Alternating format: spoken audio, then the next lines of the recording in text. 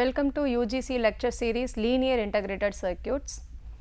In this lecture, we are going to see about the monostable multivibrator, working principle of monostable multivibrator, derivation of the frequency of output waveform and design of monostable multivibrator.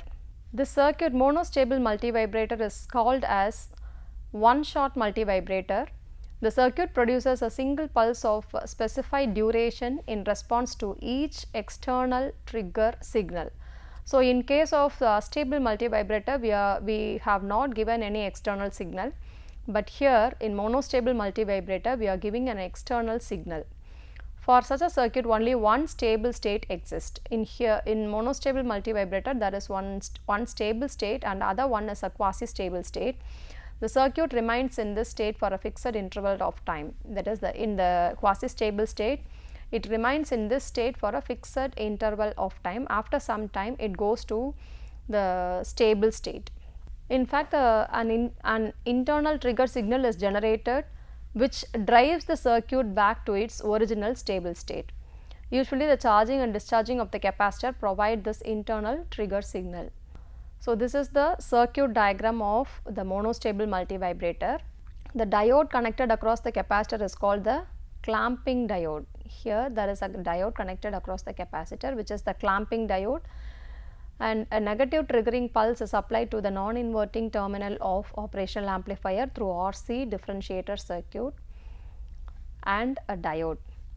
Here this combination of RC network is a differentiating circuit without an operational amplifier, and here there is a diode which is connected in reverse bias to this output of the differentiator circuit. In this to the differentiator circuit, the series of pulses is given and output of the differentiator is driving the diode D, and the output of the diode is given to the positive terminal of the operational amplifier. So, we have seen the astable multivibrator, regenerative comparator, and now the monostable multivibrator. In all these circuits, the op-amp is working as a comparator.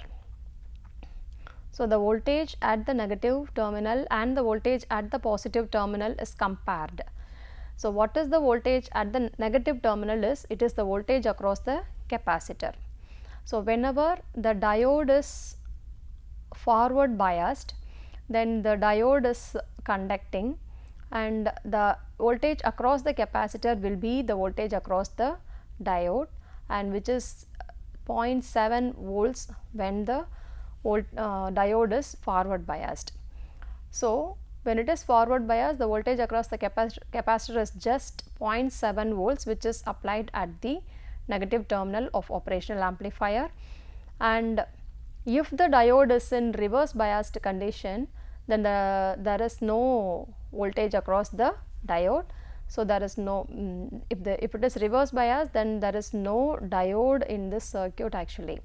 So, the capacitor at that time it starts charging towards the output voltage, and to this positive terminal, as I said, the voltage, the output of the diode is fed to the positive terminal of the operational amplifier, as well as the output of op-amp, which is also fed back to the positive terminal. So, there are the effective voltage of the output through the potential dividers R1 and R2 and the output of the diode, which is given to the positive terminal.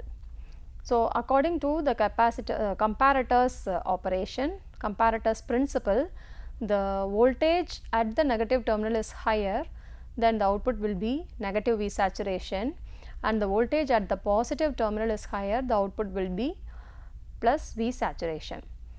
Okay, now we consider the voltage at the output as positive V saturation. If the output voltage is plus V saturation, then the diode will be in the forward biased, and if it is forward biased, it clamps the voltage across the capacitor to only 0.7 volts. So, that is the voltage given to the negative terminal of op-amp in this case. Now, the output is, we have considered it as positive V saturation. the partial output is fed back to the positive terminal of the operational amplifier. So, it is the beta V saturation now through the feedback resistors potential dividers R1 and R2. In this case, beta is equal to R2 by R1 plus R2, that is the feedback factor, into the output voltage V saturation, which is the voltage present at the positive terminal without this setup. So, here beta V saturation is now given, and if you want to get the output transited from plus V saturation to minus V saturation, then we have to make this voltage higher than this beta V saturation, right. So, the voltage across the capacitor must be higher than this beta V saturation in order to get a transition at the output from plus V saturation to minus V saturation. For that, we are giving a series of pulses through a differentiator. So, what is the output of the differentiator is, if you give a square waveform to the differentiator, the output will give you a series of spikes.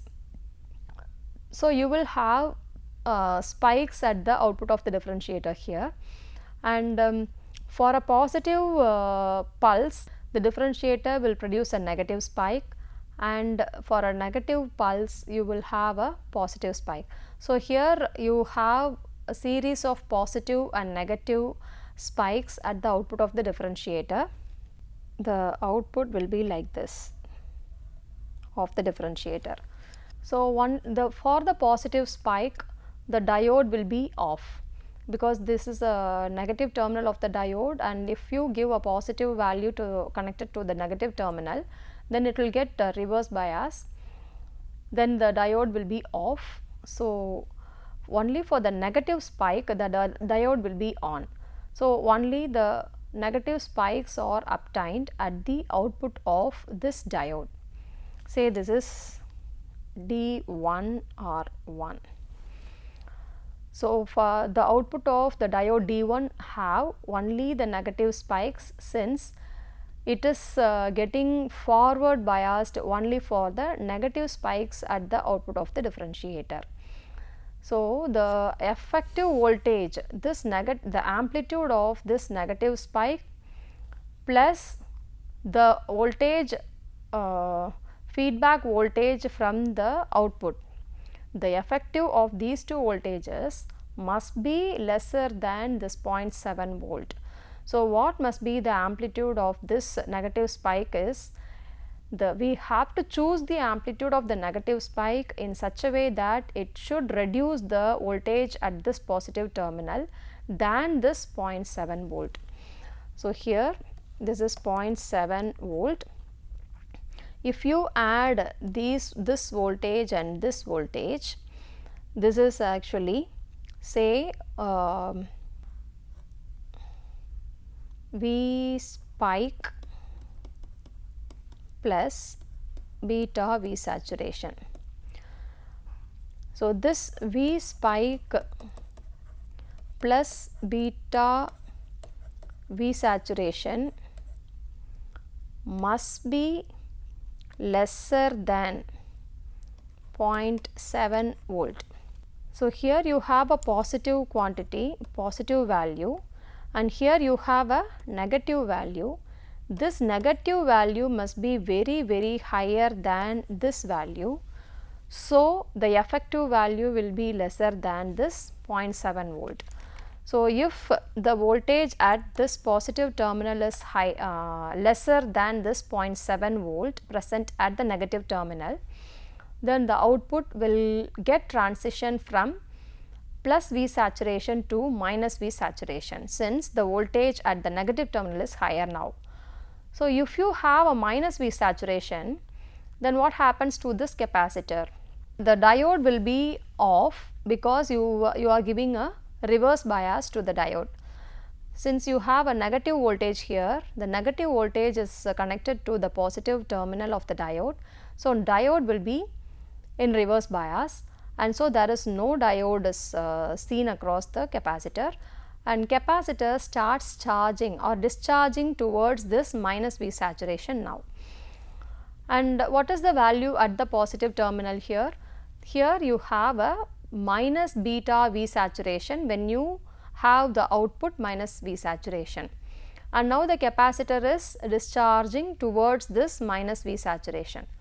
Once it is while discharging, if it is slightly lesser than this minus beta V saturation present at the positive terminal, the voltage across the capacitor, if it is slightly lesser than the voltage at the positive terminal, say it is minus beta V saturation, then the output gets transition from minus V saturation to plus V saturation. There is no trigger when the output is negative V saturation, and if the diode is off, the capacitor is discharging towards the negative V saturation. At that point, the positive terminal will have only minus beta V saturation.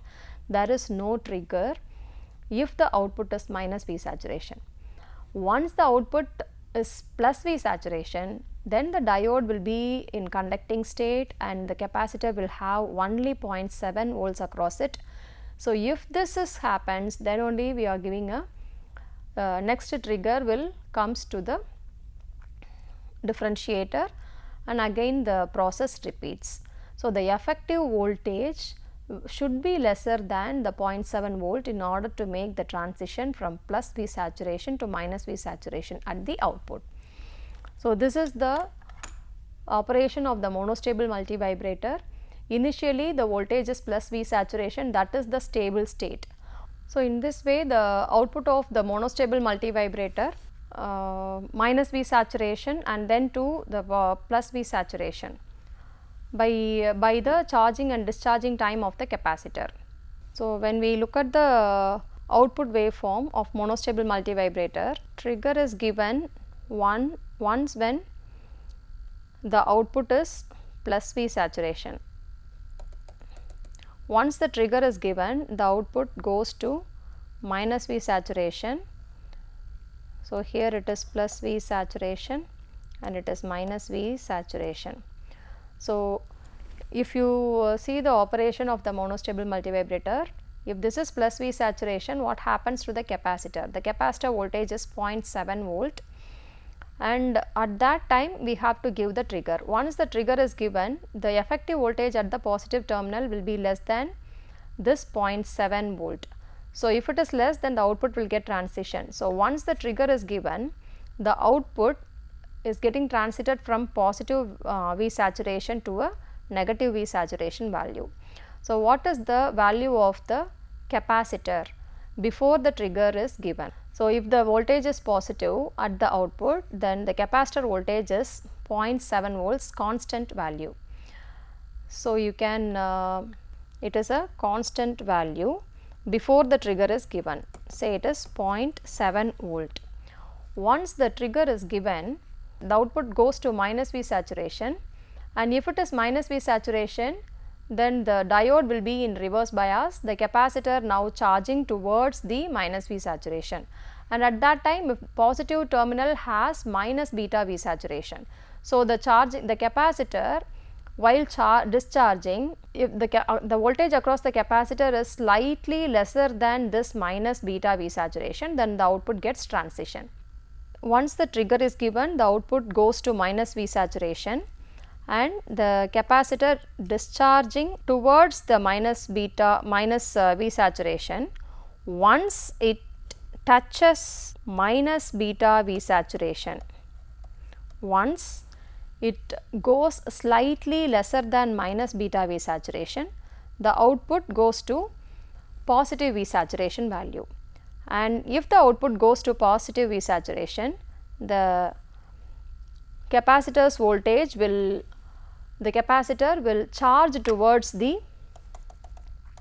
plus V saturation, but the diode across the capacitor will be in forward biased. So, the diode clamps the voltage across the capacitor to 0.7 volt. So, the voltage across the capacitor again it goes to 0.7 volt once the output voltage is plus V saturation. So, these are the output waveform and the capacitor voltage waveforms, and this is the trigger. this is the trigger input, this is the series of pulse. So, here if you have another trigger also, the output will not respond for the next trigger. Once the output goes to positive V saturation, then only the output will respond for the next trigger. For this trigger, the output will have no response. The output stays at minus V saturation. This state is the quasi stable state. Once the capacitor discharges and it goes slightly lesser than minus beta V saturation, then only the output goes to plus V saturation. This trigger has no effect on the output. This is the capacitor voltage and this is the output voltage of the monostable multivibrator. And we have discussed about the operation of the monostable multivibrator. Now we can see the design of monostable multivibrator. We know the formula. The capacitor voltage is the final value of the capacitor plus initial voltage minus the final voltage into e power minus t by RC. And if we consider the final voltage as minus V saturation, then the initial voltage Vi is Vd. If you look at the graph, if the final voltage is minus V saturation, then initial voltage is 0.7 volt, that is the voltage across the diode. So, I have taken it as Vd. Now, Vc of t is, if you substitute this value, it is minus V saturation plus Vi is Vd, minus of minus, it is plus V saturation into e power minus t by RC. Minus V saturation plus, if you take minus V saturation out, what I am doing is V saturation, I am multiplying and dividing V saturation with this term only, Vd plus V saturation by e power minus t by RC, and here minus V saturation plus you have another V saturation here, and if you divide this V saturation inside, you have Vd by V saturation plus 1 into e power minus t by RC. This is your voltage across the capacitor at time t is equal to, small t is equal to capital T, and this capital T is the time period of the entire output. So, this period, this is t. This is what we are going to derive. So, for this t, what is the capacitor voltage? It is beta V saturation. Once this time is reached, the capacitor's voltage will be, for this t, the capacitor's voltage will be minus beta V saturation. So, Vc of t will be minus beta V saturation. Substitute this value in this equation, you have minus beta V saturation is equal to minus V saturation plus V saturation into Vd by V saturation plus 1 e power minus t by Rc. So, now if you take V saturation out, you have minus beta V saturation in the left side. If you take V saturation, you have minus 1 plus Vd by V saturation plus 1. If you take V saturation out, you have minus 1 plus Vd by V saturation plus 1 into e power minus t by Rc. This V saturation will get cancelled. Minus beta plus 1 is equal to 1 plus Vd by V saturation into e power minus t by Rc. So, you have 1 minus beta by 1 plus Vd by V saturation is equal to e power minus t by Rc. So, you have to take natural logarithm. you have minus T is equal to RC natural logarithm of 1 minus beta by 1 plus Vd by V saturation, and simply T is equal to, if you multiply both the sides by negative sign, you have minus RC natural logarithm. So, if you have a minus natural logarithm, then you can reverse these two terms. So, it is RC natural logarithm of 1 plus Vd by V saturation divided by 1 minus beta. We know that V saturation is greater than Vd. Vd is 0.7 volt, V saturation is plus or minus 14 volt. So, it is higher, and R1, we are considering R1 is equal to R2. If we are considering these two, then the time period of the pulse of the monostable multivibrator will be derived as 0.69 Rc. So, for a astable multivibrator, the time period is derived as 2 Rc natural logarithm of 3 if R1 is equal to 1.16 R2, and if both the resistors are equal, it is T is equal to 2 Rc. Here it is T is equal to 0.69 Rc if the resistors R1 is equal to R2. So, this is the time period of the monostable multivibrator's pulse. It is a one shot multivibrator. It is giving a single pulse at the output, and the time period of the pulse is derived as 0.69 Rc if the resistance are equal. So, we have derived the time period of the monostable multivibrator. For design purpose, if it is given as 1 millisecond, what we have to do is, we know that beta is equal to R2 divided by R1 plus R2, and C you have to assume it as 0.1 microfarad, and T is given. From this you have to calculate what is R. So, this is the design of the monostable multivibrator. So, simply you have to remember this formula to design the monostable multivibrator. T is 0.69 Rc. If it is given as 1 millisecond, it is which shows that we have to design a monostable multivibrator for the time period of the pulse as 1 millisecond. This formula is obtained by assuming the resistors R1 and R2 equal.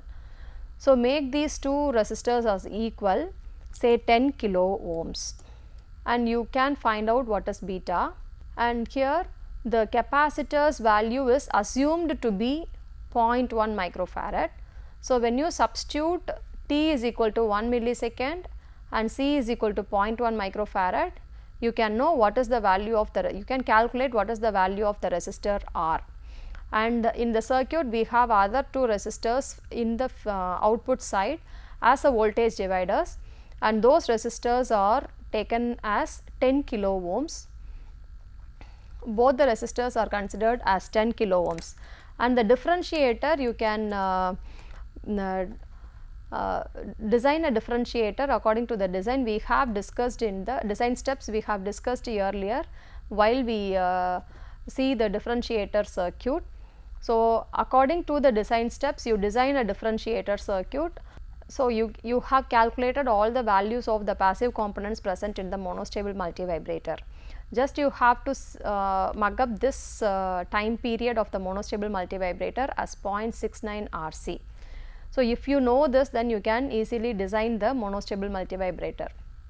Can you just try to answer these questions? List the other names of the monostable multivibrator. It is actually one shot multivibrator. Design a monostable multivibrator for the time period 10 millisecond. You just try and discuss how the monostable multivibrator works. So, in this session we have discussed about the monostable multivibrator, working principle of monostable multivibrator, the time period, the derivation of the frequency of the pulse of the monostable multivibrator, and we have designed the monostable multivibrator for the resistors, equal resistors R1 and R2, and we have designed for the time period 1 millisecond, and these are the references. Thank you.